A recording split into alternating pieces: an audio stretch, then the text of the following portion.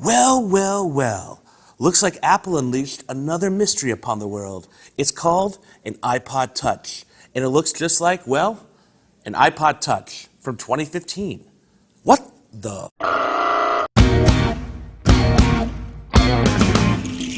Meet the 7th generation iPod Touch. It's largely the exact same iPod from 2015, but now has an A10 Fusion processor.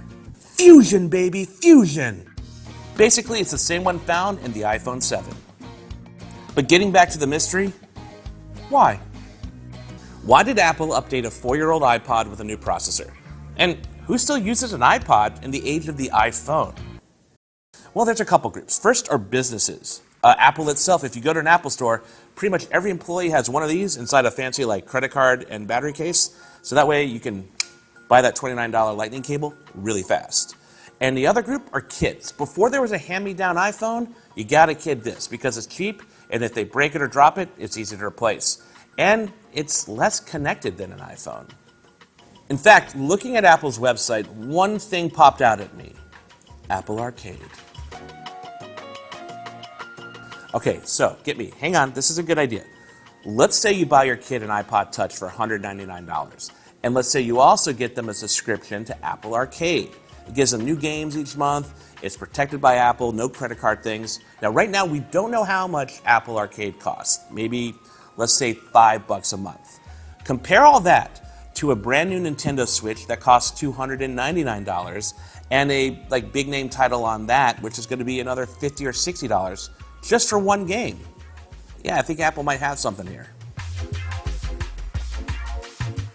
But how is it to use an iPod Touch in 2019? To be honest, quite good. Okay, first, everybody's reaction to this has been the exact same. It's so small. Oh my God, it's so small. Reminds me of an unopened flip phone. It's really small. It actually fits in my little hands. If I compare it, it's so teeny tiny. Oh wow, this thing is light. It doesn't even feel real. Yeah, it's really small. I mean, it has a 4-inch screen, and there's definitely some old looks here. We have bezels, we have a chin, and we have a big old forehead. And this is coming from someone who has a big old Irish forehead. The first time I held this, I whispered to myself, I miss this. It's just so refreshing to have a device with a small screen and one that's so, well, thin. Really, really thin. I mean, look at it next to an iPhone XS Max. And remember, it's the smaller device that actually has a headphone jack. On the back is a single rear camera. It's basically the one from the iPhone 6, just a slightly slower aperture.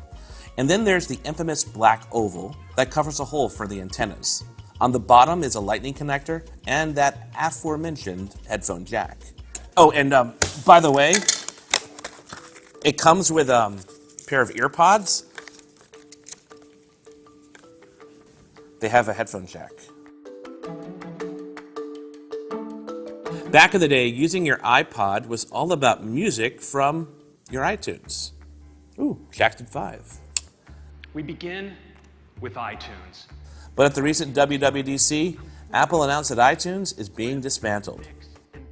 It's odd that Apple decided to keep the iPod and not iTunes. I mean, they're like peanut butter and jelly, like Kirk and Spock, like Reynolds, Woodcock, and Alma. Phantom Thread. Any Phantom Thread fans out there? No? Yeah, long story short, I put Spotify on the iPod Touch. Hey, I know, if you have an old iPod, you've been able to put streaming music apps on it already, but it just seems wrong to put them on an iPod. And yet, it's such a delight to use on an iPod. Ooh, and then there's performance. So Apple says this is 2 times faster, and pretty much every test I ran showed that.